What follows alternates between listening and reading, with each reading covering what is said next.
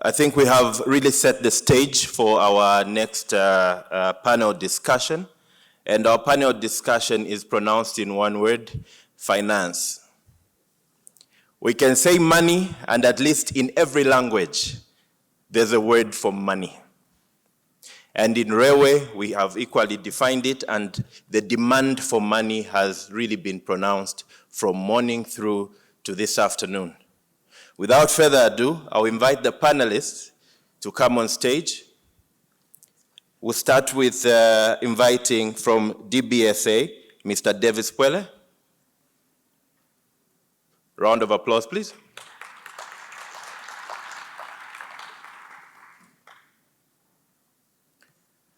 We'll also have a representative from Siemens, Mr. Marcus.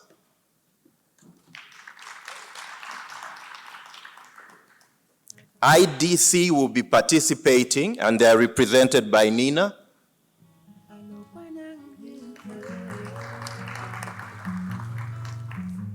The Africa Development Bank is also present with us, and Mike will be representing the Africa Development Bank.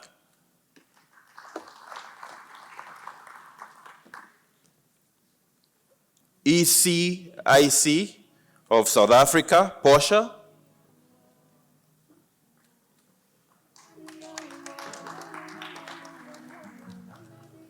And last but not least, a well-balanced panel. We have another lady, Tefelo from GGDA, Gauteng Growth Development Agency.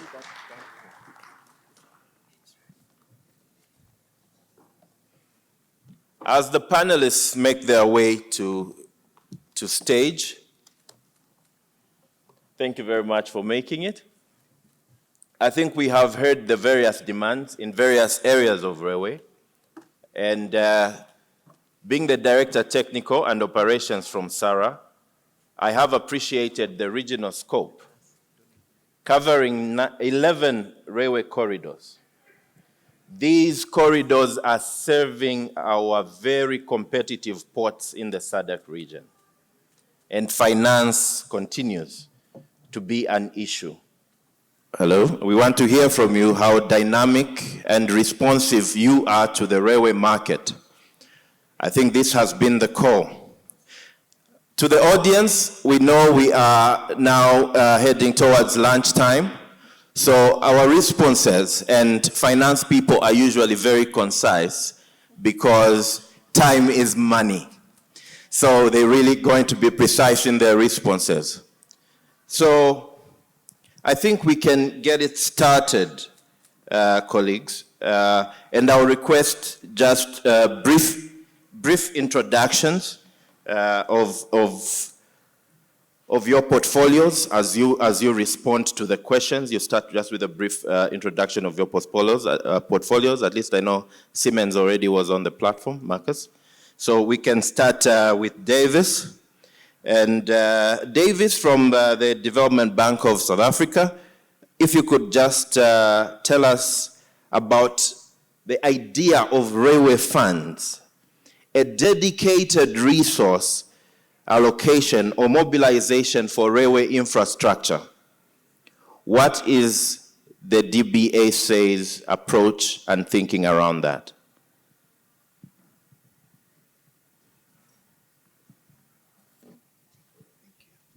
Thank you. Thank you. Thank you, Program Director. I think for the first time in my career, I come to a conference confident in the sense that we are not just talking. We've been talking, but now we've got some form of a solution that the captains of industry in this conference will interrogate and see if it's working. We've been challenged. First of all, DBSA is Development Bank of Southern Africa, 100% owned by the government of South Africa, and I'm their VP or the head of Africa. SADC.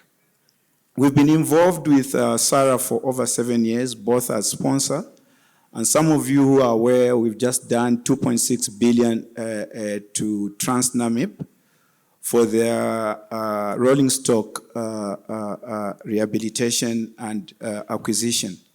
We are looking at something. That's why I said I'm confident, because I'm coming with results. We are looking at something similar, if not slightly even bigger, for Botswana Rail. And I think for me it's beyond that, because the incoming president of SARA challenged us.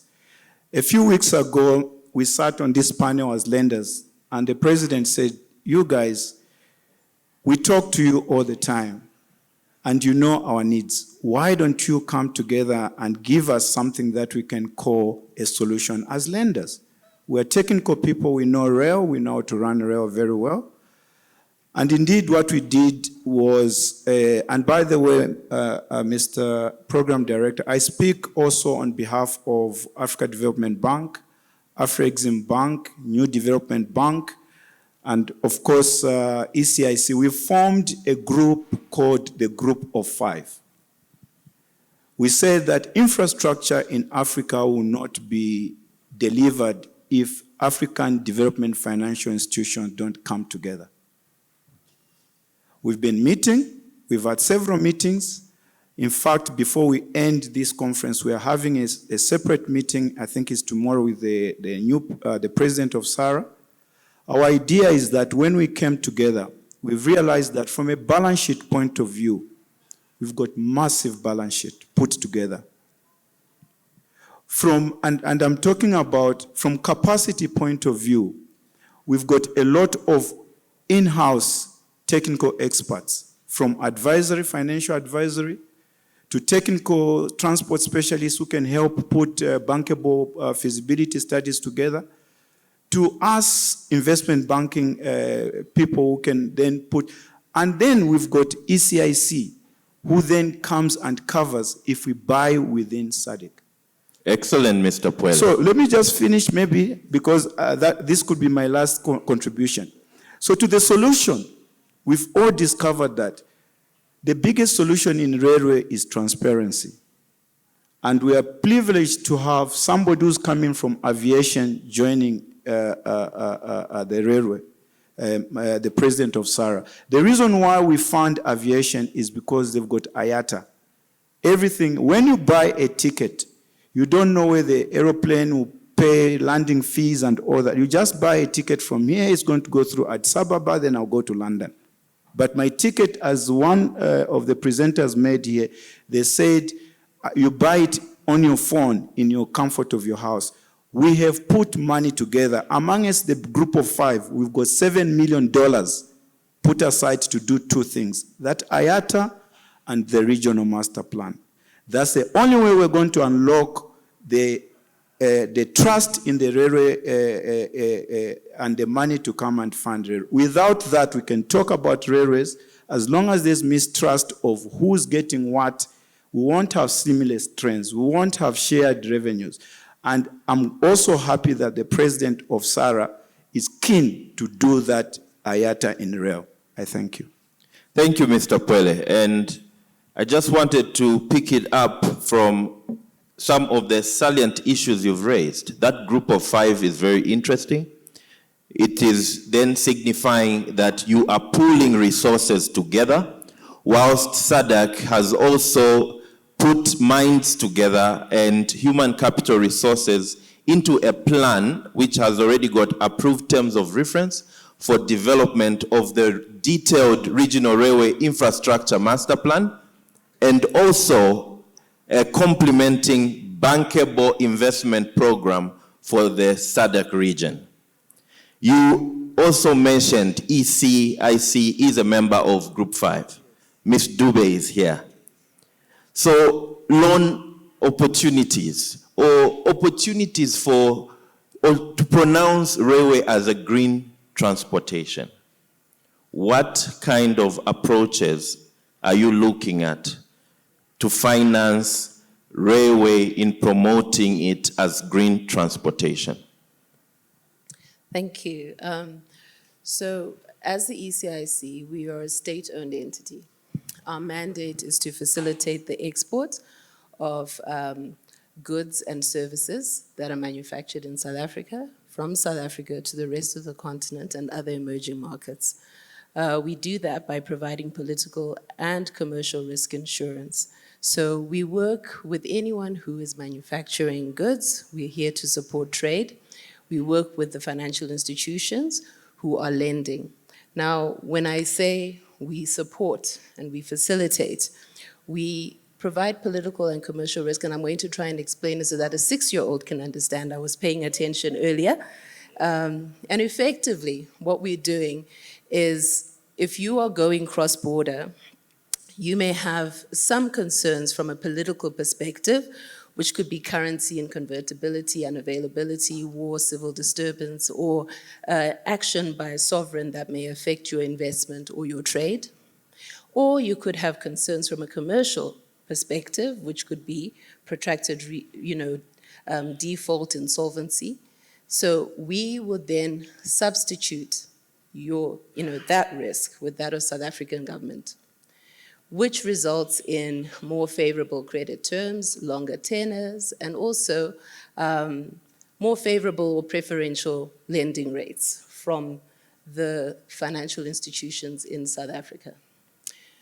As the ECIC, if you are exporting, you should be speaking to us.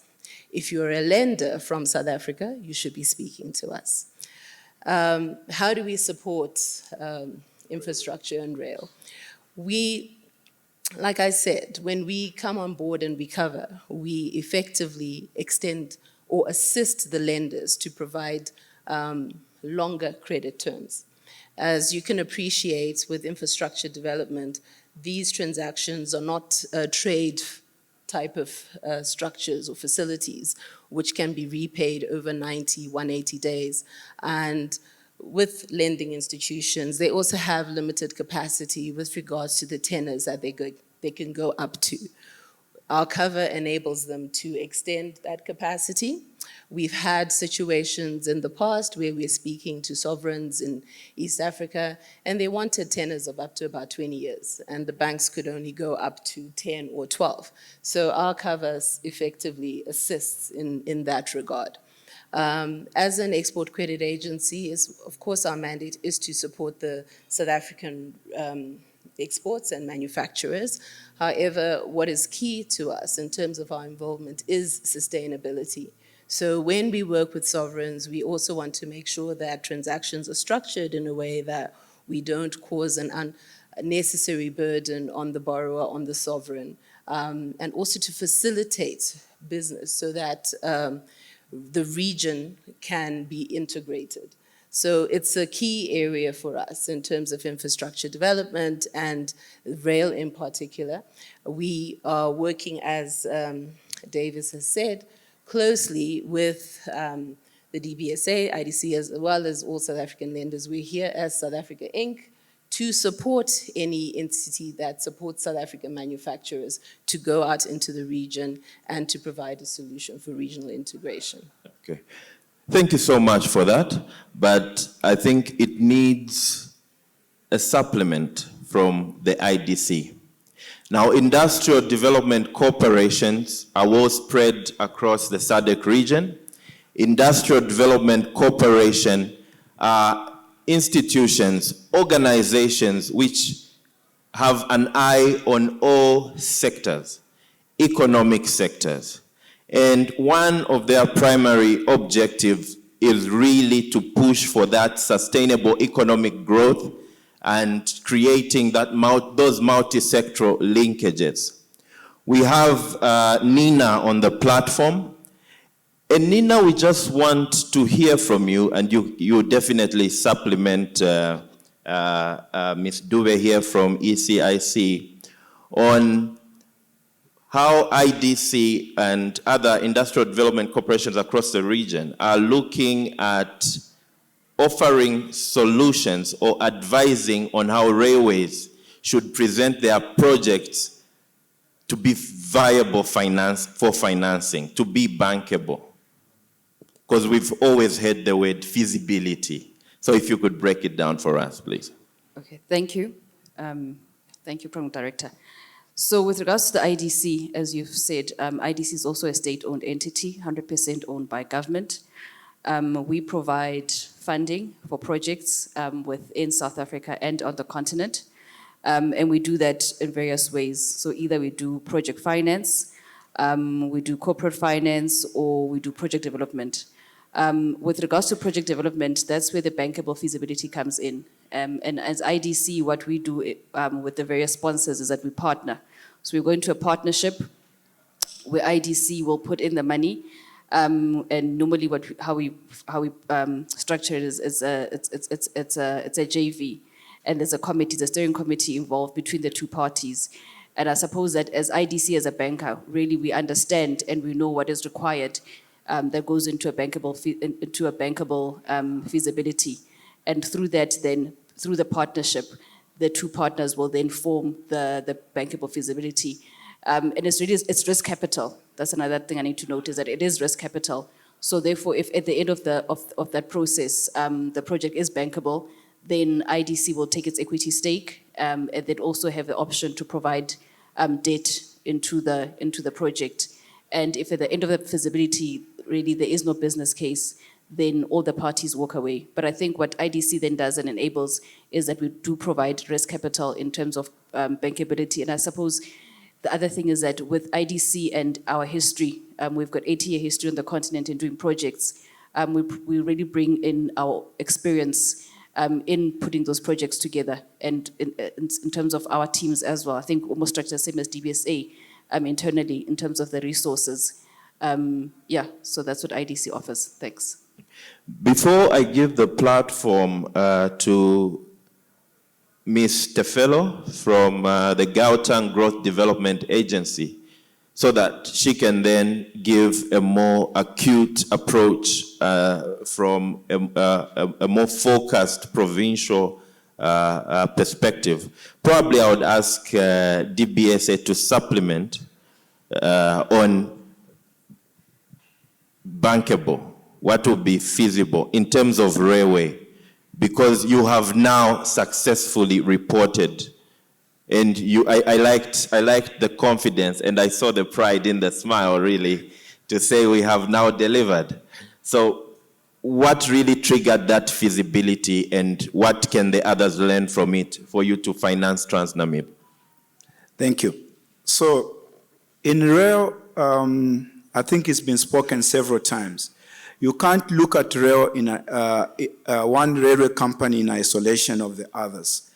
And this is why when you look at bankability or feasibility of a rail project, we are looking at port to pit, but maybe we're going to change that port to pit to say port to industry, because we have to industrialize our economies and not just say mine to the port. But the feasibility of a railway project starts from where the goods are starting to where they are living or where the market is, which means that the integrated Southern Africa Rail Master Plan is critical, and it can't be looked at in isolation.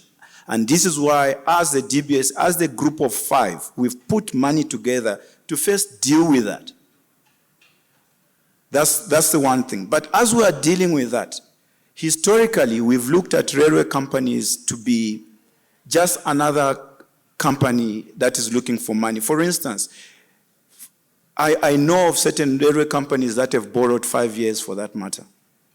And if I had to tell you that 10 years in railway is short-term funding, 20 years is mid-term funding. So railway, if you understand railway, you're looking at funding that is 20 years plus. But how do you do that? First, you have to understand what commodity is coming from and going. The fact that somebody is mining that commodity means that they've modeled transport in that commodity. The only thing, as the former president, Johnny, mentioned, the road is taking that business from rail. But the road is not efficient. We've run numbers with my team before in DRC that if they are going to move to the 6 million tons per annum, they're looking at moving something like 1,000 interlinked trucks a minute. Which road can take that? Impossible, isn't it? So the growth from one side is not connected to the capacity the transport or logistics capacity, which means that the feasibility, and this is why I'm saying as a group of 5, we've put money to say, because we understand, and if we can understand this, funding DRC Serial, NRZ, Tazara, and so on becomes a no-brainer because the goods you are moving are the same. When you model the transport logistics in that good is the same. Hence, we want to create that and lift it and let it sit in an IATA equivalent entity, independent, so that when the private sector wants to say, I want to put, I mean, you see here in South Africa, we've allowed now private sector to run their trains, isn't it? But you can't just come to DBSA to say, I want to run 6 trains on this line. As a lender, first I'll ask for your house, your farm, and everything before anything. But it's easy if you say, but these are the volumes, and I won't touch the payment to you, DBSA, because the payments will be collected by this entity called IATA. Transparency, I'll run my train through from Northern Cape to Namibia without breaking the trains and so on. It brings the confidence from the lender. And as African DFIs, Development Financial Institution, we said, let's put our money where our mouth is. And that's why we are saying, railway is feasible, but depends on how we approach it as lenders. Thank you. Thank you so much. So now we go to Gauteng Growth Development Agency. And I think probably all of us in this room have used the Gautrain. That is infrastructure within Gauteng. We have also heard and read through financing options for infrastructure, such as in the water sector, which I think the Gauteng Growth Development Agency has participated in terms of infrastructure bonds. So now we want to also learn with regard to railway, how can we support public financing of infrastructure or infrastructure financing of public infrastructure like railway? What kind of new ways can we institute to fund railway projects owned by the public sector? Thank you. As you mentioned, I'm from the Gauteng Growth and Development Agency. Although we are not so much of a funding agency, but we provide quite critical support to the railway infrastructure and the transport infrastructure as a whole, particularly when it comes to the movement of goods across the continent and perhaps to the rest of the world. So as the Gauteng Growth and Development Agency, we support the economic agenda of the provincial government, part of which focuses on the priority sectors, and to perhaps drill down to the transport sector, which oversees the railway sector. The railway sector then becomes a very critical sector to us, in the sense that it supports the development of the province, of the country, as well as the continent as a whole. And in the main, it also assists with the reindustrialization or the industrialization agenda of the African continent. And more importantly, with the implementation of the AfCFTA as agreed by the different African countries. So we foresee the lack of implementation of infrastructure, railway infrastructure in the continent as a threat in a way to trade between the different countries, either at SADC region or as in the whole of the African continent, and thereby threatening the implementation of the AfCFTA as a whole. Perhaps as much as I'll not drill down to the issues of funding, as we are not so much in the funding space, but we support various non-funding support to the railway industry. That is why we also partner with the likes of the Southern African Railway Association to ensure that they are in a better position to fulfill their mandate.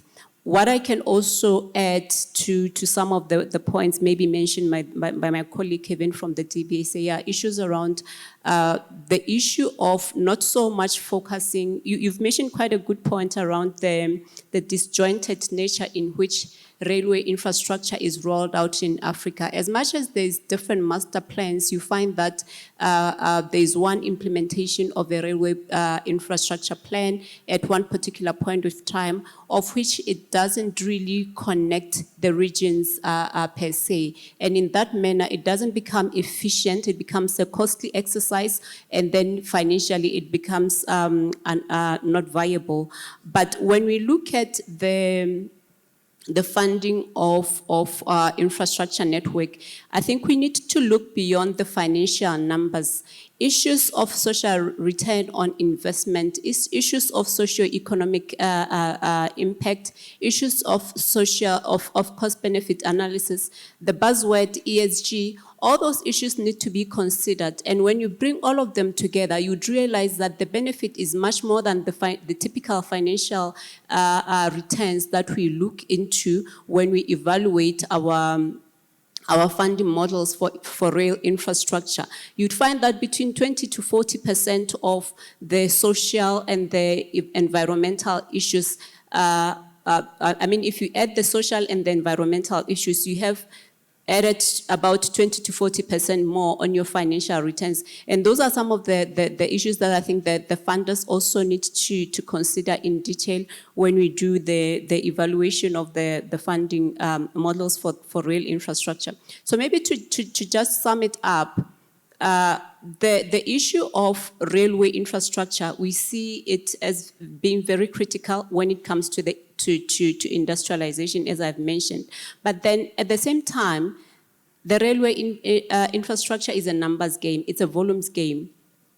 If you don't have the right volumes, you're also not going to be financially and economically viable. And those are some of the issues that when we implement the railway infrastructure, we need to look at the other hand where the volumes are coming from and which volumes are going to be transported. So issues of natural markets becomes very critical in that regard. So those are some of the issues that maybe we can contribute around how do we look into the railway industry to make, what are some of the feasibility factors that we can consider when we evaluate them? Thank you. Okay. Thank you so much. Thank you so much, Tefelo. And look, really, the panelists have highlighted from a demand perspective, okay? And we have also heard from the supply perspective. But somewhere in the middle, there are actors who make sure that happen. There are actors who produce the components. There are actors who provide the service. And now they are saying we can also provide the services in as much as we are the original equipment suppliers. We can also provide these solutions with financing options. That being said, Marcus, Siemens, how are you bringing this on board, especially that your services are cross-cutting around multiple sectors for railway? How are you pitching it? So I mentioned quite a bit in my earlier remarks how we approach this. I think we are in the nice situation that we are basically combining technology and technology know-how with financing and financing know-how. Hence, when we approach opportunities, we always take this more holistic view to see okay, what is the technological solution that is needed, and how can we bring the most ideal financial solution to that technological challenge. I think because we speak about bankability and feasibility, I think one thing that we cannot stress enough, and I think Tefelo, your remarks were quite to the spot there, we measure feasibility typically in a dividend payout. So if we're a private sector investor that is investing into a special purpose company, injecting equity, raising debt, we want to see a return at the end. This can work, and this does work across the continent and also around the world. If you look at specific freight corridors, where you have very much a clear understanding of how much business will be there in the future. But it is a challenge if you look beyond freight and actually look into passenger transport. Because technically you can expect people to use a system, but you cannot force them to use it because there's many factors. It's local development. Where do people commute to? Where do people want to live and where do they work? Where is an acceptable fare box level that people can afford? And here's where I would like to remind that one critical element of feasibility is also on a national or on a local governmental level is the return of an increase and an improvement of development, which you can only through 2, 3, 4 steps measure in increased tax revenues, increased happiness of the population, increased growth. So let's be cognizant of the fact that our industry has this area as well, where banks are still a bit shying away from carrying true ridership risk, and we need to look into other models where such projects can be realized. We've seen projects like that also in other parts of the world, and are happy to see that both at banks, at development financial institutions, at export credit agencies, you see one typical thing. If you look into large project finance departments, there's always one specific team that's looking at transportation. So there is a clear industry focus. I would dare to say our industry is extremely sexy for banks. It is extremely attractive. We just need to explain over again how we can manage to go the extra mile from the initial project idea to really fixing the demand and putting a project into reality with all the partners involved. Excellent. So bankability and feasibility, really, you are drawing to the point of numbers. You are drawing to the point of crystallizing through commercial agreements and saying it is worthwhile for investment. And we have seen that rail infrastructure in our region has mainly been funded from public resources with bank guarantees. And now from the study also conducted by the Africa Development Bank in 2014, they did pronounce that many of our national coffers in the SADC region are stressed, and now we need to innovate from the dependency on government. We need to innovate and look into crowd financing like is it Group 5? Or the Group of 5. Excellent. The Group of 5. And now we have multiple players in the industry, and we have seen even the focus going to provincial agencies. To sum it up, and I'm sure we want to go for lunch, but we need to go for lunch knowing that we've got the money, or the promise of the money. Just close it up with giving the optimism that if you give me these 2 points, you've got our effective cooperation. You give us these 2 points, you've got our effective cooperation for you to access funding and support from us. I'll start with you, my lady, Ms. Dube. Well, from an ECIC perspective, we don't lend, but I think what we look for, if we can support an exporter and a manufacturer, they would usually want working capital. So what we want to see is that export contract. We want to see that you have goods that you're producing. We want to see at least 50% South African content, and if you're going beyond the African continent, at least 70% South African content. From a transaction, maybe a project finance type of structure, I love that point. There's so many things which demand a Ministry of Finance guarantee. So we want to see that business case. I think as well, I agree that from an infrastructure and rail sector, this is a no-brainer.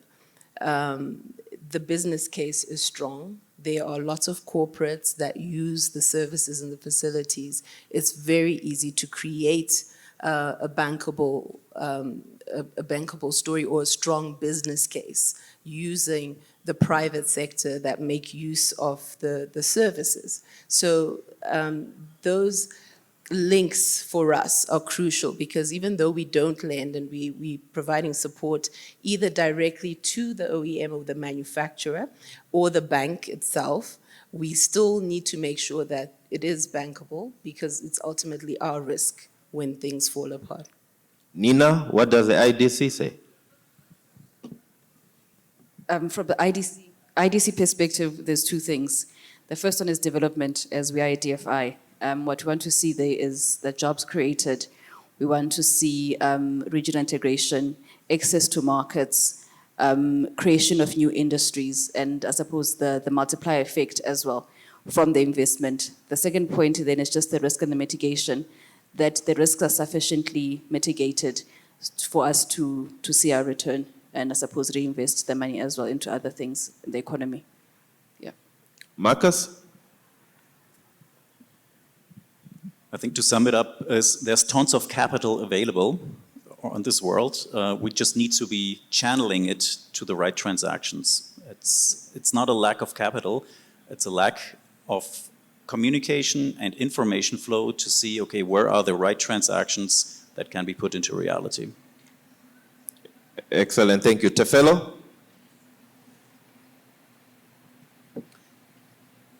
I would say, as much as we don't have that criteria per se, given our mandate, but I would look at the issue of localization of the manufacturing of rail equipment within the localization within the SADC region.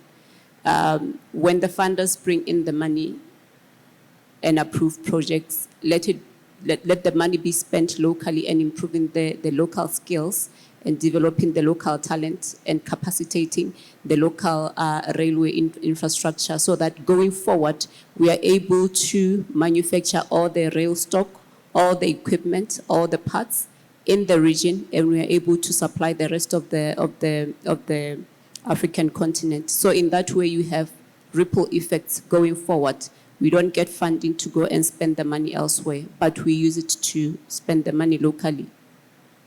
Thank you. Thank you, Tefelo. Davis, you have grouped the effort of 5 and projected your objectives. You have a good basket, I should say. 2 issues. What do we come to you with to get that money? We need money for rolling stock. We need money for infrastructure. We need money for human capital capacity building. We need money for intelligent, smart railways, green transportation. What is the group of 5 demanding for to give that money? Thank you. And I know I'm the one holding you between here and your lunch, but you give me a minute to just explain. That is very critical, I think, what we are going to sum up as something you can take away from the lenders. The first thing is, as a railway operator, you have to survive, which means there's day-to-day operations, you have to make money. I'll give an example of what we did in Namibia with TransNamib. TransNamib, as most of your other railway companies, your balance sheets are not strong. But guess what? You've got clients. Your clients are telling you, if you can move my cement, if you can move my oil, I will give you the contract. But then you come to the bank says, but you need your locomotives or whatever to be in place. What we did was we went with TransNamib and spoke to their clients. And we said, if we give them 2 billion, would you give them the contract? The 3 of us signed an agreement, and that is happening now. We're implementing that project. We're about to do the same in Botswana Rail. That is the immediate. In-country, immediate. You've got clients. Some countries like Zambia, they've even got legislation that allows 30% to be on rail. So market is not an issue. That's immediate. Long term, as somebody mentioned in the audience, but it's also something we are taking up as Group of Five. We've come together as African development financial institutions with the capacity and the balance sheet together to help the region. We need the railway companies to also approach us as a group. And you can only do that if you come through SARA. You form this beautiful association. It's not just to exchange notes and have good lunches, but to find an opportunity to get integrated business plans that can then approach lenders as a group. Why I say as a group is because NRZ in Zimbabwe, no matter how lucrative their business is, they can only access a port in Maputo, or Mozambique, maybe, South Africa, or what do you call it, Namibia, which means they need Eswatini, they need Transnet. Now, for them to come to DBSA and say, I want this Swazi link, I want so much, it won't make sense. But if they come as SARA to say, as part of the regional integration, we need 3 billion because this links from the Parabola to Richards Bay, all of a sudden that starts to make sense. So short term, come to the lenders, if possible the big five, come with your clients to us. That's short term to sustain your operation. Medium to long term, come as a body, as SARA, to the big five and say, this is our integrated plan, and trust me, we've got financing from capacity building capacity building meaning that training, funding to train your people, funding to plan, because sometimes it's also just an issue of how do we capacitate you with the planning. This has got nothing to do with the project, just the planning. Then from there is the project preparation, actually putting a project together, then structuring the project, implementing as DBSA, we've got the whole unit, division called Implementation Development Unit, which comes and assists you to implement a project. We've got all the value chain up until the sophisticated structured finance structure that some of us are involved in. From the funding point of view, I can tell you now we did an exercise with Africa Development Bank. All the African pension funds have got stranded money. They've got no assets to put. Over $1 trillion, 3 trillion I think it is, if I'm not mistaken, of money. They don't know assets to put them in.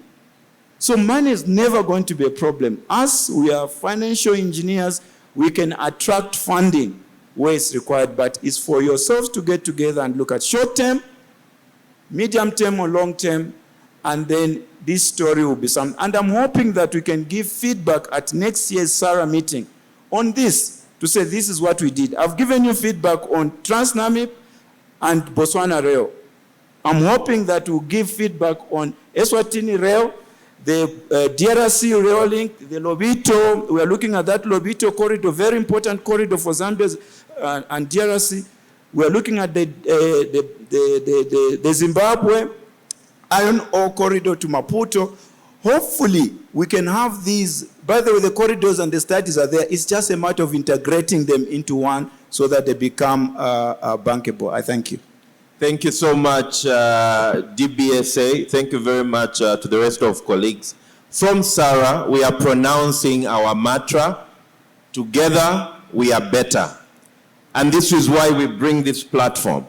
This is why we are signing memorandum of understanding with institutions like the Development Bank of Southern Africa. This is why we are bringing cooperation agreements with the Ports Management Association of Eastern and Southern Africa. Yes, we have a memorandum of understanding with them, and we are also facilitating that joint resource plan. So now, if there are any issues we didn't cover, I'll request 2 questions before we break for lunch. Any questions from the audience before we go for lunch? If we didn't answer you, if you didn't get it clear from my panelists here, I see no questions, I see no hands. Okay, thank you. There's one, and we want to appreciate that we need the energy to get into the next sessions. Yeah. So I just have a question. I see quite a lot of PPP projects being floated into the market to develop these rail infrastructure projects. Is PPP projects really the best way to fund railway infrastructure development in Africa? Maybe somebody from the panel can answer that.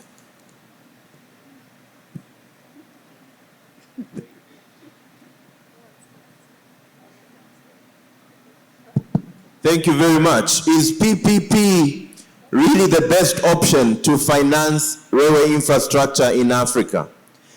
I think the question is really on how you are defining that public-private partnership financing. I think that is what we need to appreciate. Public-private partnership financing has various aspects, and I think it is a very broad topic. Even franchising, for example, the concession, which our colleagues from Angola alluded to earlier, that's a public-private partnership. You can also get a public-private partnership like the one being implemented on the Dar es Salaam corridor, open access operations, where Tazara has accommodated rolling stock capacity enhancement from the private sector. So really, it is an issue of defining how you want the private sector to come into your market. It is an issue of saying we want the private sector to build infrastructure like Beitbridge Bulawayo Railway was done, and saying you operate it for 30 years and afterwards it will move to the public sector, to be owned by the public sector, by the government of Zimbabwe. It was defined that way. So there are really many modes of implementing public-private partnerships. But what's important is the market information. What's important is defining that payback period and you understanding what you want to deliver. So it's really a yes, and no answer depending on how you have defined your demand for that investment, for that financing. But we can talk more detail, because usually when that question is raised, it is looking at a particular aspect of funding a component or a particular sector.